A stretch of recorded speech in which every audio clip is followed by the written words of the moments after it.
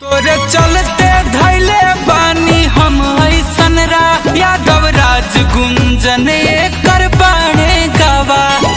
कार driver साहब सुन रहे हैं ना? तुम्ही हो रहा कल्लू घर से ले जाइए, तो इसमें क्या बुराई है? बताइए। देख लास्ट बेरी कहत है मौका पर पलटी है मत। अच्छा तो हम पलटने वाले हैं? बताइए।